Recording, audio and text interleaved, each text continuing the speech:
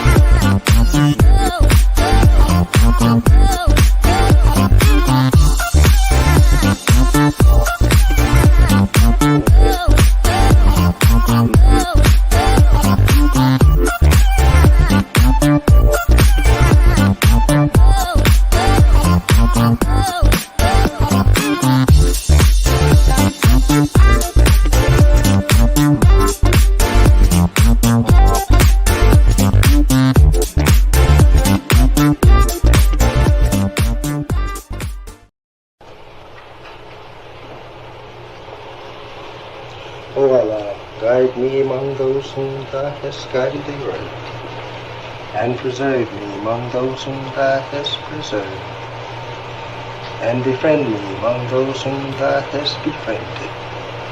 Bless me in whatsoever Thou dost grant me, and deliver me from the evil of what Thou hast judged. Surely Thou judgest, and none can judge against Thee, and he whom Thou befriendest is not disgraced. Blessed art Thou, O Lord, and exalted be Thee above what they set up besides Thee. I bear witness, nothing deserves to be served besides Thee, and I bear witness that Muhammad is Thy servant and apostle. Amen.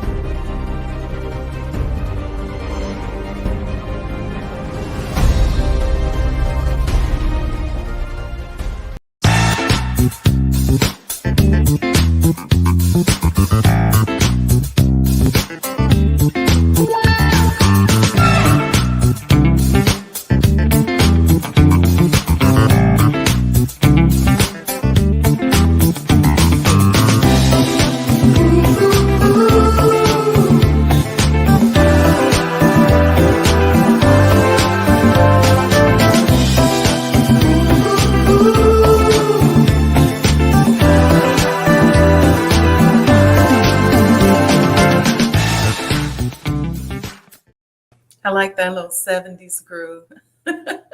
Assalamu alaikum, peace and blessings. Welcome to the Sajdah Morning Coffee Talks, where we talk about life, love, and business. How y'all feeling? Happy Friday. Happy Friday, Sister Betty. Thank you so much for the love offering. So, welcome, everyone. Make sure you like, subscribe, and support. Appreciate you all very much. What's going on with you guys? I had to do a rerun last night. I don't know if you all know, today is my father's birth anniversary, and always right around his birthday, I get a rush of manifestations come through that I have been just kind of thinking about and working on. So I get extraordinarily busy um, right around that time, like from the minister's birthday. My dad's birthday is the 17th, so that's really like where it's like a torchlight or a beacon just kind of turns on during that period for a couple of days, and then I just get extraordinarily busy. So that's what's happening. Nubia Latifa, I see y'all. What y'all sipping on today? I have some calendula flower tea. I'm gonna put this in my tea line that I'm working on. I'm not planning on necessarily being in the tea business, but kind of Sajdah's favorite stuff, right? They say you should invest in the things that you like. Ooh, thank you, Sister Nubia Latifa. I appreciate you. They say you should invest in things that you like. And so I'm just working on creating like a bunch of brands of things that I just like. Okay. Um, and um, and so calendula flower, this is my secret skin tea. For those of you who don't know, I drink this because it helps my skin stay clear, moisturize. It removes inflammation from Assalamu alaikum, Brother Lamont. Welcome. Good morning. It removes inflammation from those soft parts inside of the body and stuff like that. So that's what I like it for. But when I drink it, I see an immediate difference in my skin. So I just buy the dried calendula flowers and I put them in a steeper and pour hot water over them and drink the tea. So I drink it before I go to bed. Sometimes in the morning. In the morning, I kind of like something stronger, like a chai. Um, but then throughout the day, I like having the calendula tea. It's also very refreshing. So it's just something that I enjoy doing. What y'all been tuning into lately? Trust me, I know you're tuning in because you're always tuning into something, whether it's that favorite TV show that you just can't get enough of, if it's your favorite entertainer or some famous person that you can't get enough of. How many of you all like tune into somebody or something?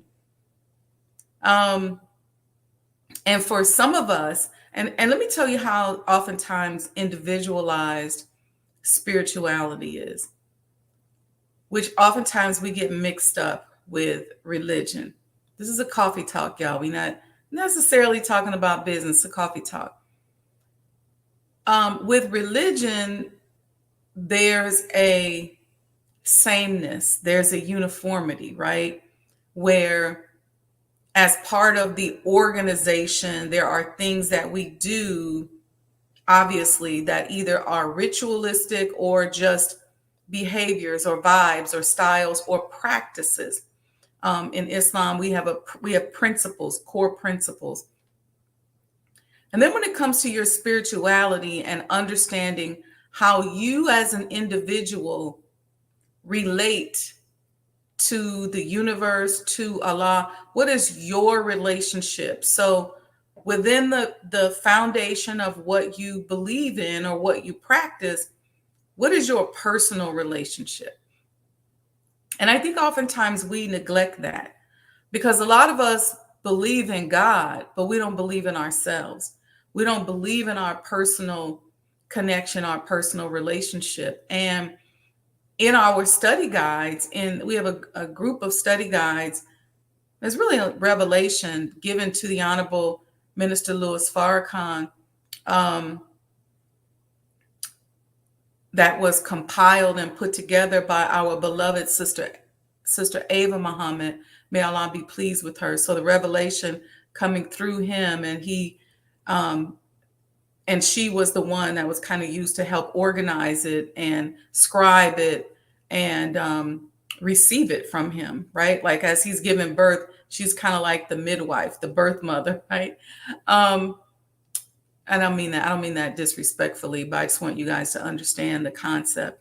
Um, and in there, he talks about the God within. There's a study guide that talks about it a lot, and I just remember focusing on that. And I probably told you guys this, that one of my first times at the mosque, I had this really strong metaphysical experience where I was sitting there and the lecture is going on, and I'm literally having a conversation with God that was so strong that I remember the feeling of it to this day.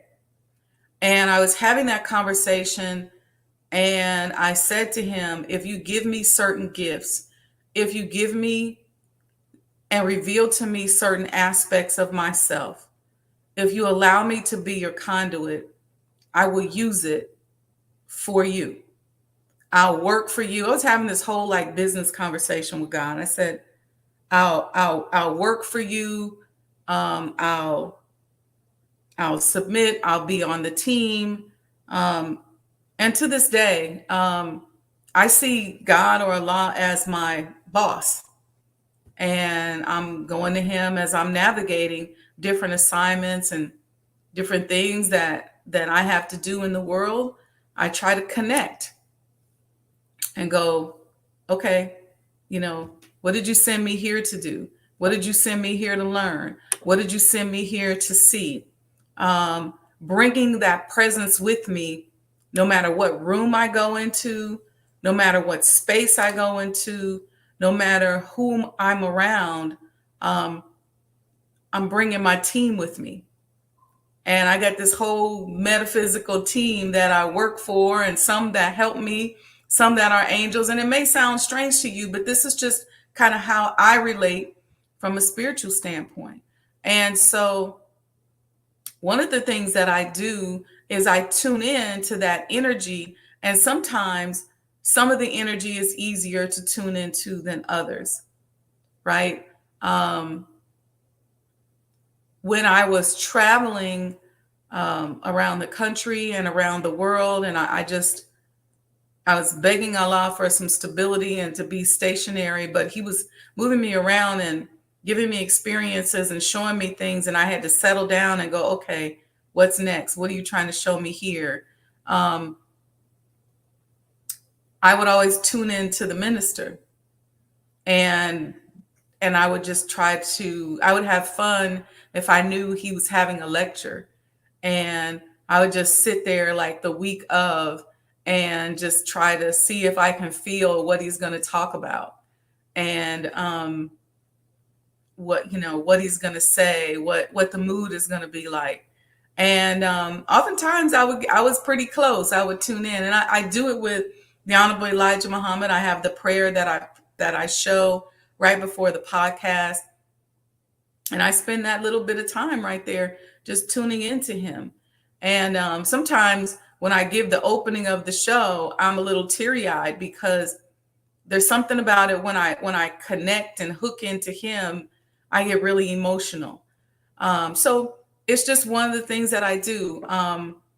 If it's somebody's birth anniversary in my family that has transitioned on, I'll spend time with just the energy of them, the energy of how I remember them and who they are. So today is my father's birth anniversary. So I've just been spending some time just feeling his energy and feeling him in my heart and hearing his voice and the things he would say to me and what he would say to me now. I'm not going to cry. What he would say to me now in this space, Um, yesterday I was at the city of Chicago, and I was at one of the landmark presentation meetings, and I had been, as I walked, I usually, when I go to the city of Chicago, I park kind of far away, and I use that as my time to just walk, get a little exercise. And so as I was walking, I was tuning in to my father. And as I sat there in the room, I could just feel his presence. It was almost like he was sitting next to me.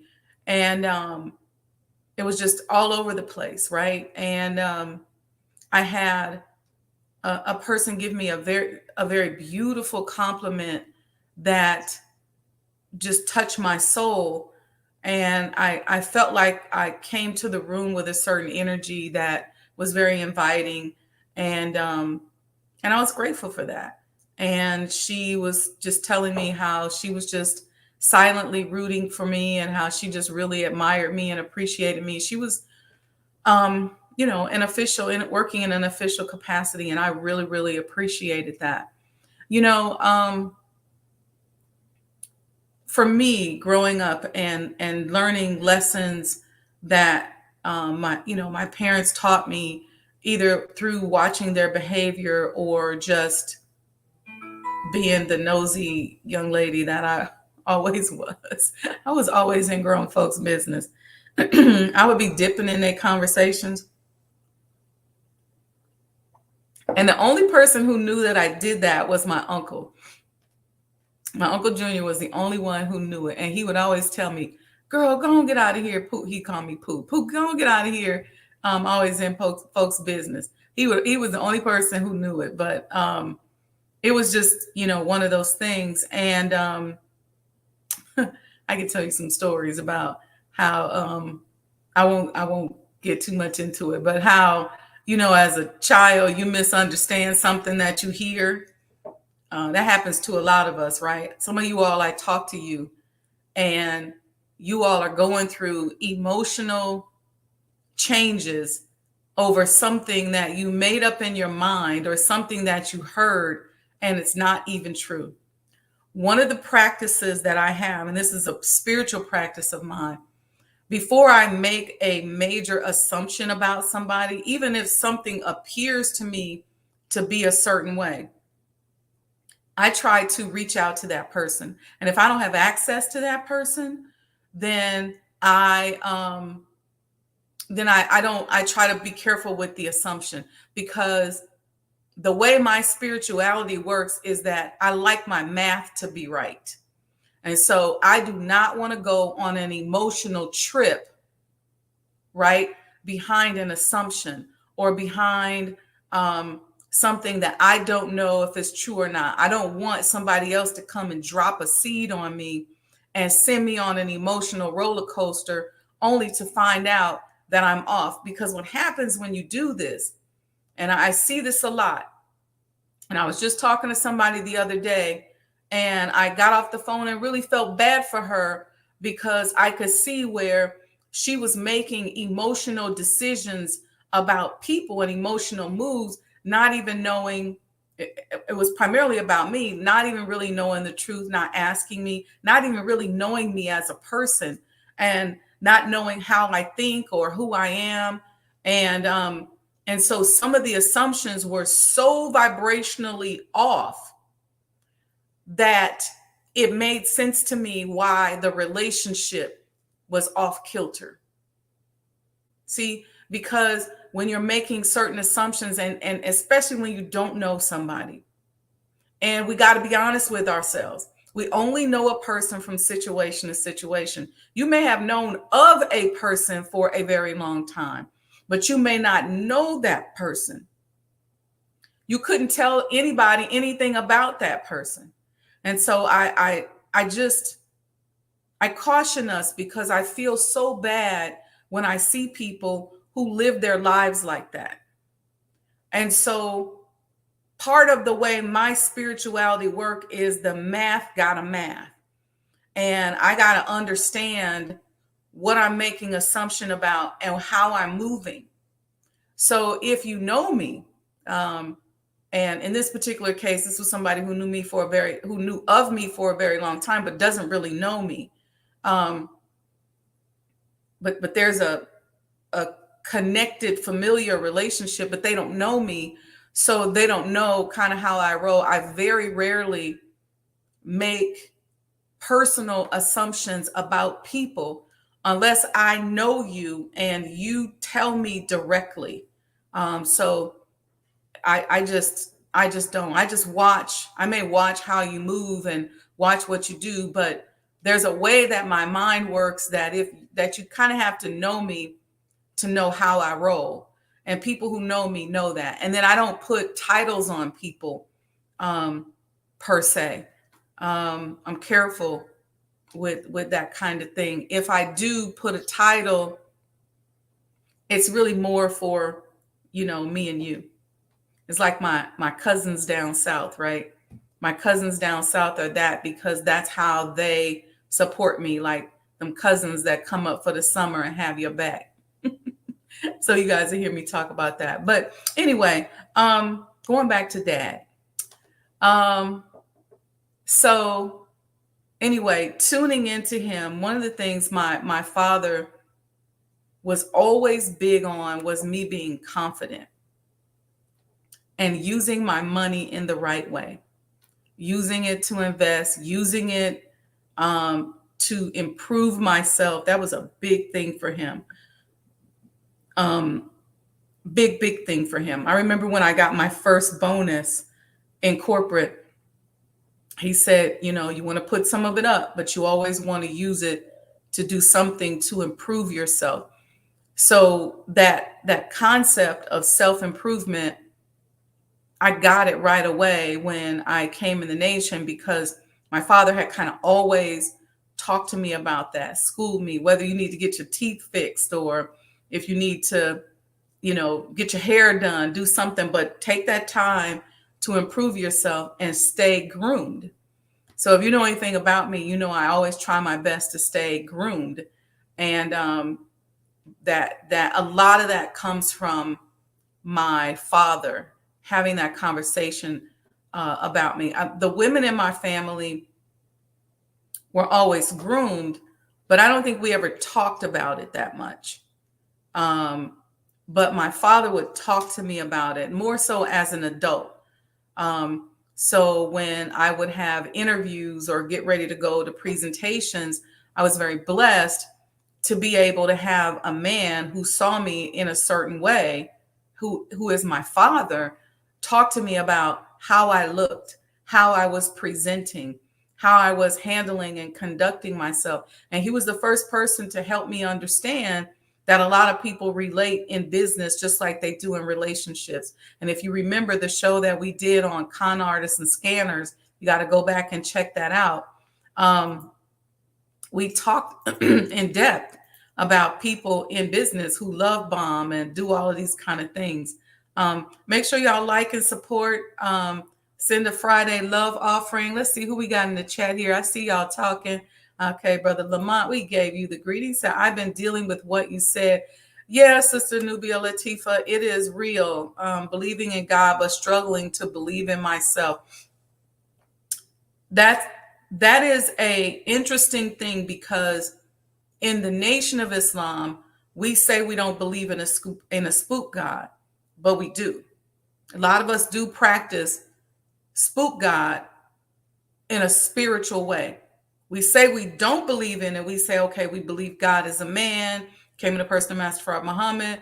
We believe, accept our own, accept our own, do for self, blah, blah, blah, all of that. But when it comes to our spirituality, we believe in the spook God because we don't believe in ourselves.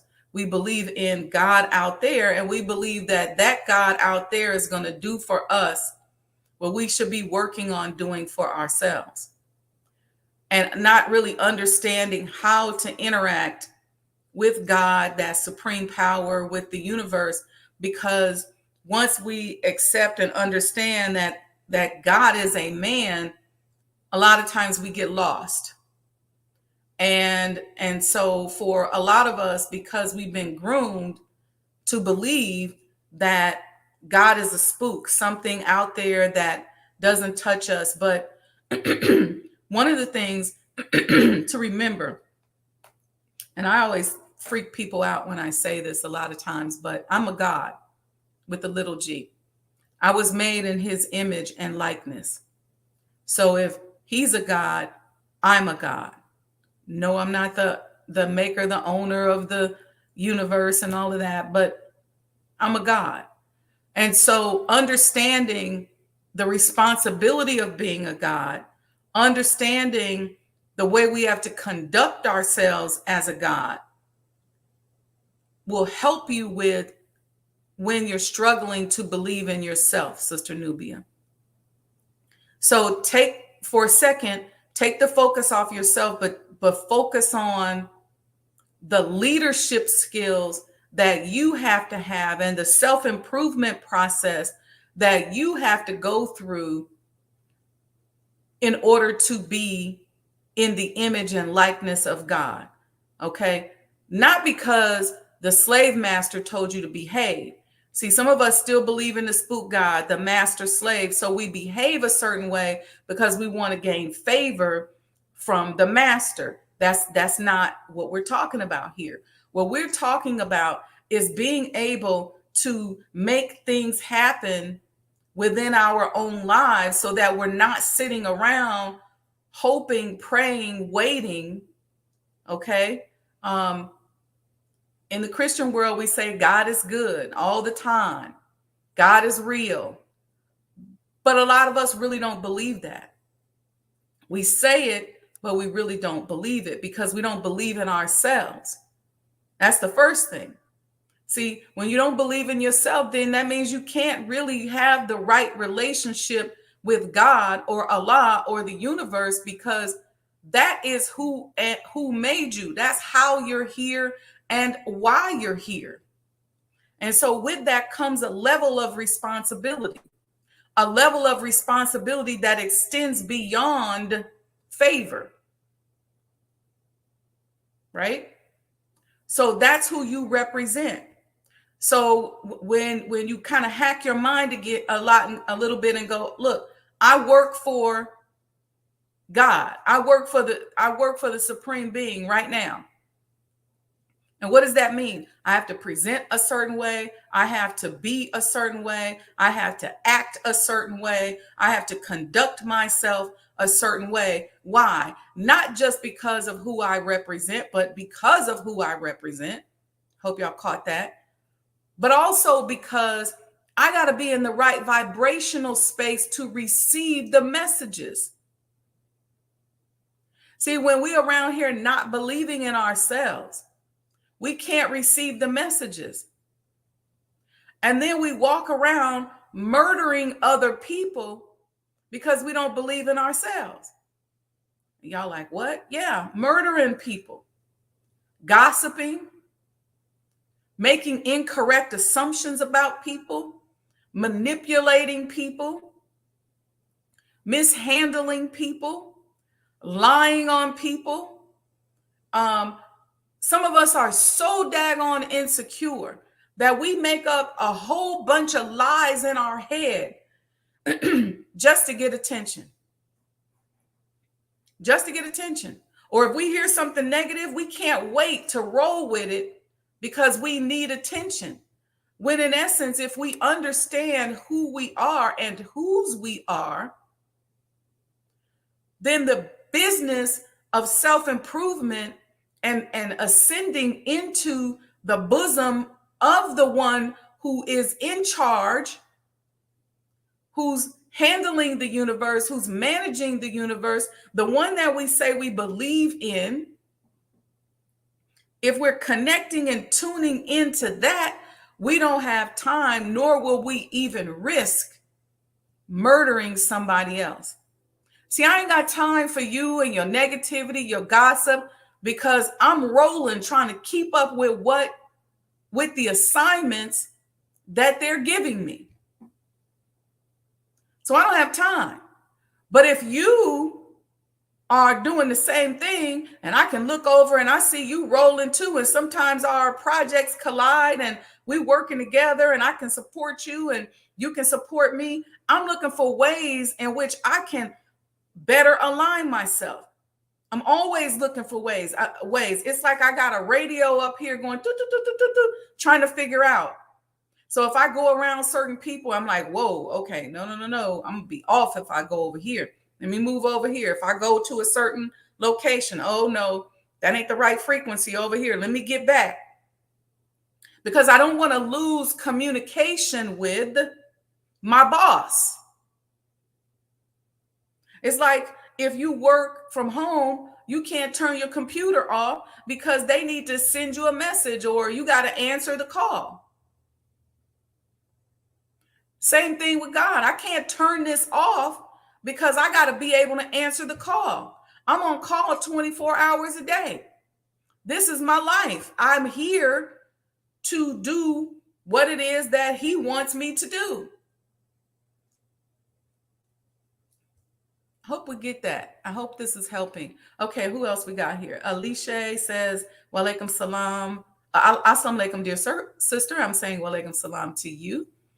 Servant Nasir is giving the greetings. Walaikum salam. Brother Lamont said, I do this regularly with my brother. Blessings to you, Sister Sajdah, with your, yes, thank you so much.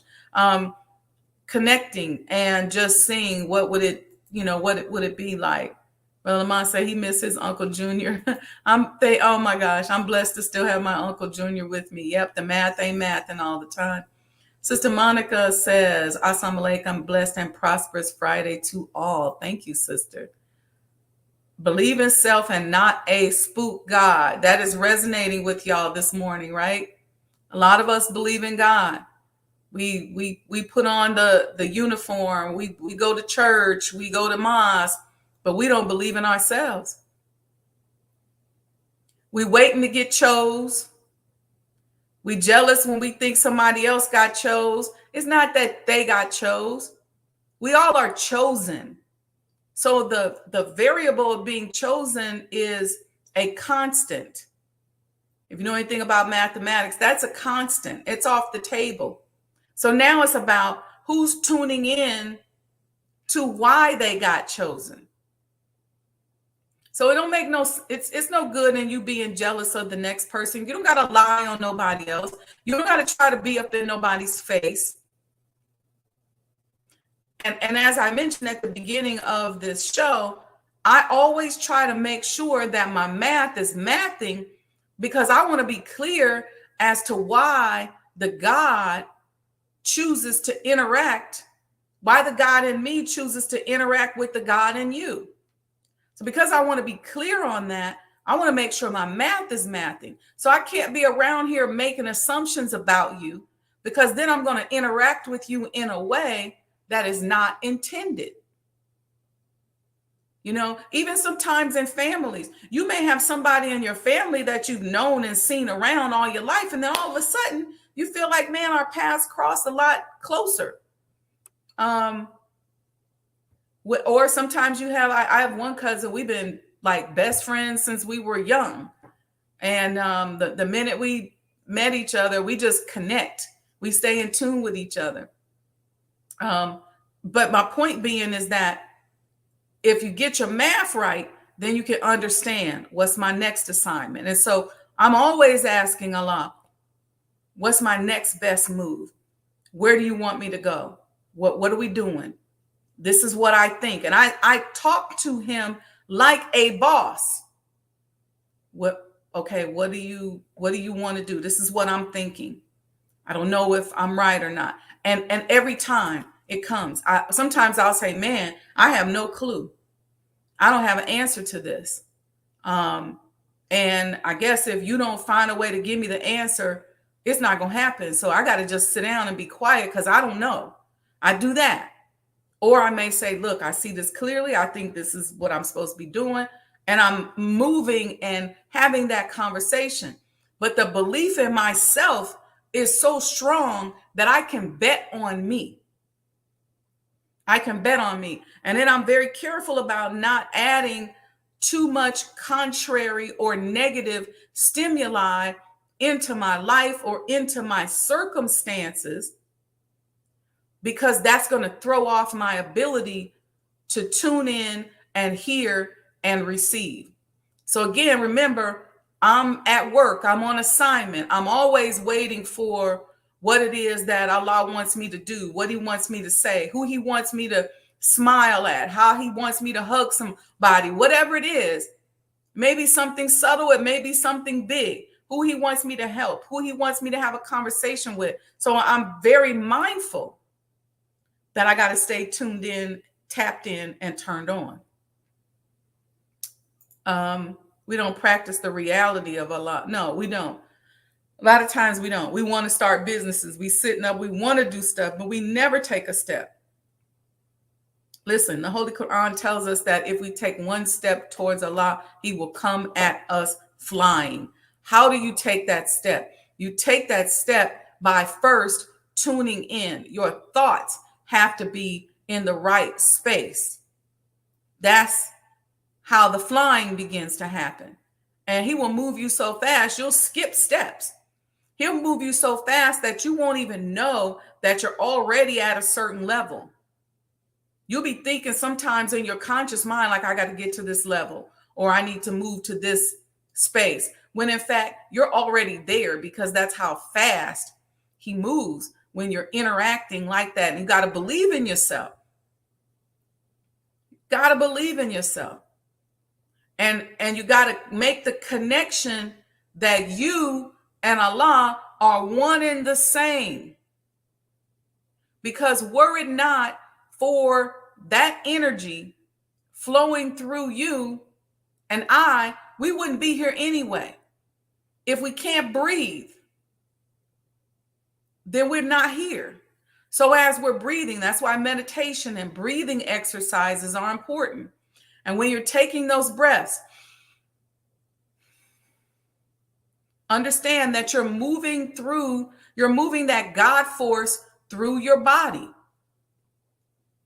And believe that as long as you're here, it wants to have a home in you and flow through you. So believe in yourself. Do not take somebody else's view of you as your view of you. I'm going to say that again. Do not take somebody else's view of you as your view of you.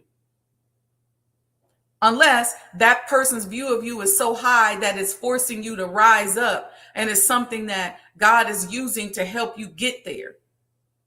But in many cases, our self-esteem is so low that we think people don't like us. We think we're always confused. People are always confused about us. We always misunderstood. A lot of that is because you are confusing. Because you're confused. You're only getting what you give out. People only give you what you give them. So they're confused because you're confused. Why are you confused? You're confused because you don't know yourself. You don't believe in yourself. You believe in everything else outside of yourself, but not yourself. You believe in the white man. You believe in the system. You believe in them, they not going to let us. You believe in them people. You believe in anything that is negative about you.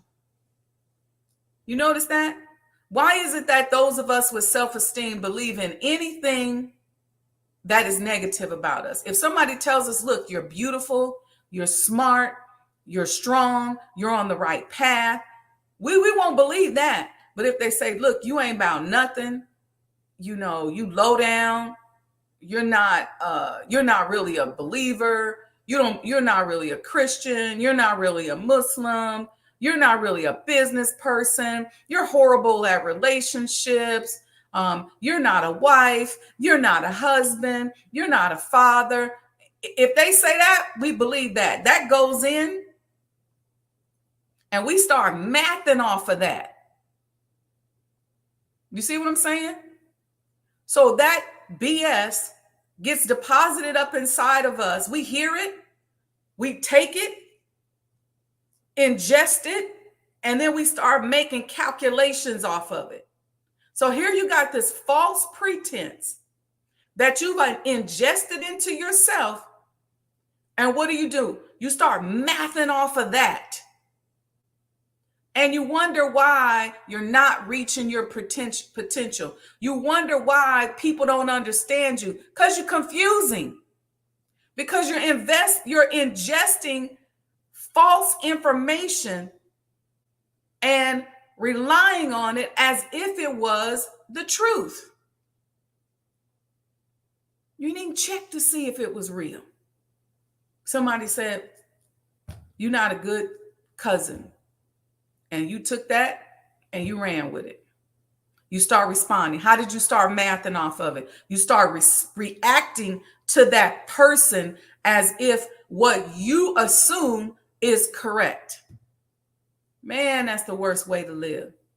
Worst way to live. Because what happens is life is a series of decisions. There's micro decisions. So you want to make one good decision, then another good decision, and another one. You want to take those baby steps and you want to get there. It's a series. You want to string good decisions together.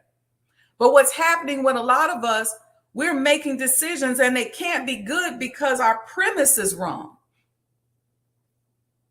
And so everybody we interact with, we're making an assumption about them, and we're making an assumption about what they think about us.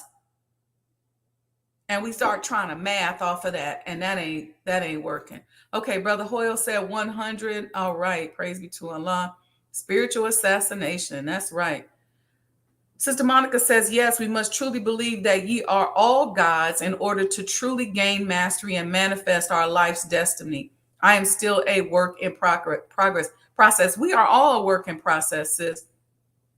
You never get it done. You never get it right. Why? Because we're talking about a living God that everything is moving and rotating and revolving around. So everything's always moving. There's infinite forms of perfection. So there's not a finite form of perfection. There's infinite. So it's a moving target. And part of the life journey is just moving through that process and understanding it. Okay, I was off over here yesterday. I'm going to get this math right today. Or I was wrong years ago. I made some bad decisions, but I'm going to get it right today. I ain't going down that path no more. So using the guidance that we get. See, the law of cause and effect is a beautiful law. Because when we do something and we get an effect from it, that's an easy way for us to measure. And if you're a mathematical thinker, it's an easy way to say, okay, I see how this is working. I see if I do this is a math problem. If then statement. If this happened, if this is done, then this happens. So that helps us. All right, I did this and then this happened. Ooh, all right, let me dial back. I either can't do that again. So in my if statement, either something's wrong in my if statement or that's just the results. But we're always analyzing as mathematicians, right? Okay, well, let's see. I said that or I did this, but what did I really mean? Or what did I really want? There's been times where I've done something, but I really didn't want to do it. And I got a certain result. And I had to admit to myself, I didn't really want to do that in the first place. Or that wasn't my original intention. Or more importantly, that wasn't the download that I got from Allah. And there's been times where I let somebody else pivot me when I know I got a download from God on that. I know I meditated and I was moving in the right direction and I told somebody and then they had a more convincing argument based on what they thought. They convinced me, turned me around. I did not stop to analyze the differences between what they were saying because I respect them and what the download was. And I made the decision based on what they said. And the next thing you know, I got results that I didn't like. So mathematically, I had to go back and go, I get it. I see what I did. Okay.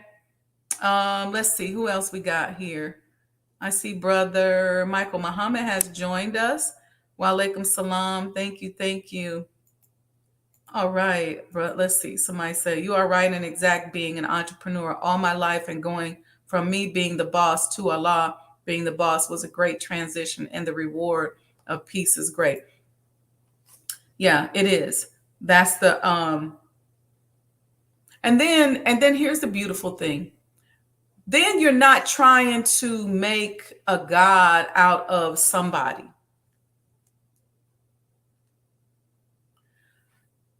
Most of us are searching for God anyway. We just don't know it. And so what society does, what a demon does is a demon says, "Oh, you searching for God and you haven't found it? Let me give you a God. Let me give you some drugs you can make a God. Let me give you some lies you can make a God. Let me give you a person, a relationship that you can make a God." So you start replacing your need for the big God with little gods that you start to worship. Now you dipping off into polytheism because now you got all these little gods out here, all this other stuff that you're serving that becomes bigger than yourself and then ultimately bigger than God. These are tough concepts for us a lot of times because look, we've been 400 years in servitude. And I know a lot of people don't like to talk about slavery. And I know a lot of people go, okay, I'm so tired of hearing about it. But I don't know what to tell you because it is a behavioral pattern that has warped the world. And right now, as for me, as I'm going through my self-improvement process, I can only be focused on what I can control, which is me.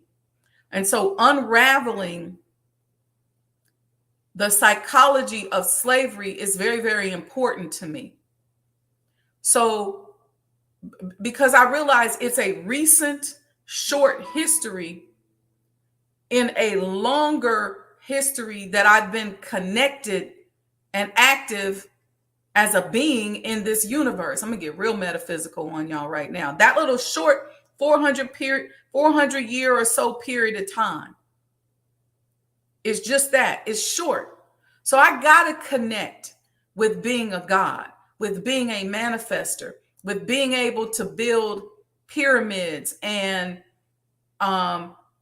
deal with what they call extraterrestrial connections. And I gotta be there. I gotta connect to Isis. I gotta understand what it means to make a God. That's where that comes from. Y'all know that, right? Genesis, the genes of Isis. I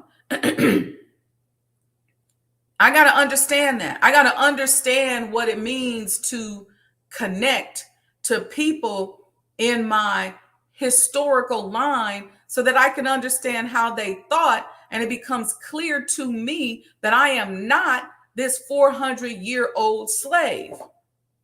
And so this concept of a spook god is so difficult for us to get away from. So difficult for us to get away from. It's so easy because we've been just taught to be spiritually lazy. And some of us are better than others, right? But a lot of us say we don't believe in a spook god, but we really do. We really do.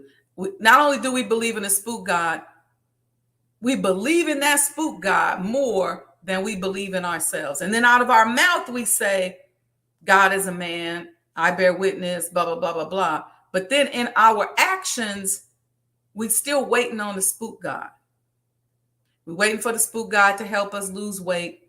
We're waiting on the spook god to help us change certain things.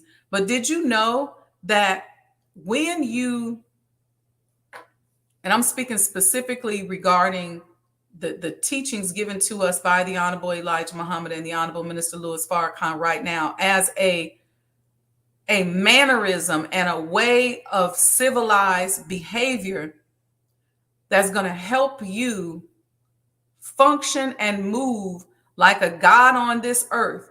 And if you're not careful, people will literally worship you because they've given us the keys to the universe. You're talking about the master key system. Y'all remember in the manifestation series, we went through the master key system, that book? They've given us, and I'm pointing this way because I'm looking at my lesson book that's over there. They've given us a way of being. If you take the restrictive laws, if you take the study guides, and you take the supreme wisdom, and you just conduct your life based upon those 3 books, your life will change overnight. You will be more effective than you've ever been. You will come right up out of that spook God thinking, because especially when you realize that the paper is not to be worshiped, the word is not to be worshiped, the word is to be ingested, and it should adjust our behaviors. And then guess what you got to do next? You can't stay in your bunker or in your cocoon and practice all those behaviors from those books and practice those thoughts, because it doesn't matter. Nobody's going to see it. God's not going to make himself known like that. You got to now get out and do what? Do for self. You got to get out into your world, into your community. Now you got to practice what you've learned. You got to get out, because remember 2 things. God came to make himself known. How else is he going to be made known unless it's through those of us who know him? How do we know him? Through practicing and studying those behaviors in those books and those teachings that I just talked about. So now you got to go out in the world so that people can see that the God you talking about is real. How else do they know? You can sit up and watch TV all day long and say, why they keep talking about the minister like that? And why they keep doing the messenger like that? And why they keep acting like that about Master Farad Muhammad? Well, because if you're not out there showing them who they are, then how are they going to really know? How are they going to really know?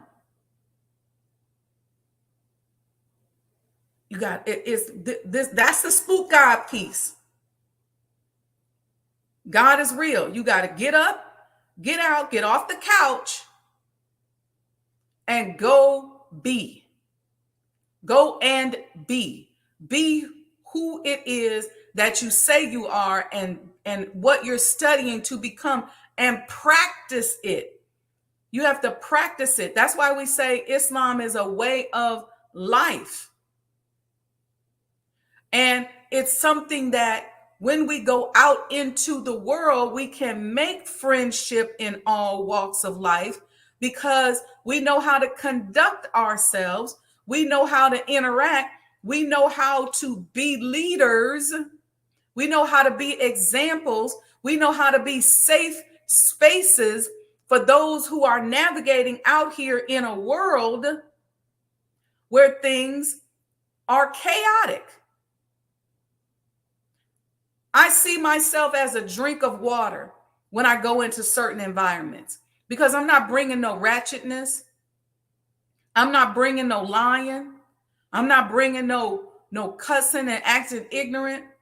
I'm not bringing any whoredom. I'm not bringing any thievery. I'm bringing a principled way of being that you can take to the bank, that you can rely on. That's why I say that we are the future of the business world, and the business world that we know today is going to continue to die, because there has to be a new world order. There has to be a new way of doing things. And our way of trading and serving people and supporting people in the world of business transcends race. It transcends culture. It even transcends a language. Y'all don't hear me. Hey, Mom, happy Friday. Welcome. That's right, Brother Hoyle. The Honorable Elijah Muhammad said, work, work it out. Work it out. Work the problem out. Work it out. And work cheerfully is what he told us. Work cheerfully. And if we're really being scientific, and I started off at the beginning of this talk talking about tuning in. And we're really tuning in properly. Then we understand that we got to get up, go do something for self, which is more than just making money. Doing for self is helping to establish the reality of God. See, because when people look at you and I, and oftentimes they put forces against us that are so big. You got people out here practicing witchcraft and sorcery and all kind of stuff just to stop you and I from succeeding. You got to work, and you got to work cheerfully because you want God to flow through you to be his conduit so that those sorcerers and those people practicing witchcraft and all the negative stuff that they doing, they don't win. They can only win when you sit at home and don't get out here and make God known, make his presence known. And that don't necessarily mean you got to be preaching. I'm not telling you to get a speaker and go down on State Street in Chicago and just start preaching. I'm not saying that. I'm saying, what's your example? How are you living? How do people feel when they're around you? Are people excited when they have to work with you? Do they like doing business with you? Are they really looking so forward to it that they can't stop calling you? What do you do for people with your presence? Are you inspiring people? Are you uplifting people? How are you making God's presence known? None of that was what I intended to talk about today. I was going to talk to you all about my father because this is his birth anniversary, but my biological father, but the big father came through and said, no, talk about me. So that's what we did today. Okay. The big father said, we're going to trump this because he's with me. Come on. All right, family. Listen, I love you all. If you're getting anything out of this, make sure you like, subscribe, and share with a friend. Give a love offering. You see the Cash App is there. You can give a love offering. There it is. And I appreciate you all. So tomorrow morning, we'll see what the download is. I didn't get a theme this week like sometimes I do. So tomorrow morning, Sajdah Morning Coffee Talks. We are back on Saturday. We are starting on doing some filming, historical filming for the Honorable Elijah Muhammad House. You all will begin to hear about that. We're just getting the engine revved up, and so I'll make some announcements on that soon. I pray you all have a great day. I'm wishing each and every one of you peace. I want to see you happier, healthier, wealthier, experiencing more love. Any problem that you have, I pray that you see a way through, that you can see the light at the end of the tunnel, right? The pot of gold at the end of the rainbow. Praying for your success. And I send you that energy. I send you that love, that you are successful and that you are powerful and you are successful in your endeavors and helping Allah to make himself known through you. And we all got to work on not believing in that spook God and understanding that we got to reconcile our belief in God and our belief in ourselves. We cannot say we believe in God, but we just don't believe in ourselves. All right, family, peace and blessings. Let's see what y'all say. Brother Lamont says, enjoy your Friday. Thank you for this today. I'm ready to address whatever comes my way. Yeah, whatever comes your way. Answer the phone, pick it up, have a conversation. Don't run, because there's a God in you and you can do this. And some of us are in situations because we have not been facing or utilizing the God within. And that's okay. That's okay. All it takes is a wink and a nod in your direction. You have the power. The power is within you. You can do this. You can believe in yourself. You can love yourself. And that belief and that love has more power than you think. The only time we get off kilter is when we forget who we are. And a lot of times we get off kilter and we forget who we are because we're part of a system that reminds us or thinks that they're reminding us that we're subservient and we're small. So we work for systems. We're in school systems. We're in these systems that are bigger than we are, and sometimes we lose sight of who we are and whose we are. All right. Okay, family, make sure you like and subscribe. Continue to support the completion of the Honorable Elijah Muhammad House. If you have not gotten your commemorative coin, it's about to be real important, y'all, that you get your coin. You're going to want this. So when we put these announcements out about these events and things that are coming up, and the coin holders get in free, and the coin holders get notifications first, it's going to be difficult to get in because we got to find a way, because we can only let so many people in. All right. Peace and blessings, family. I love you all. Happy Friday. And happy birthday anniversary to my dad. All right, family. Thank you. Peace and blessings.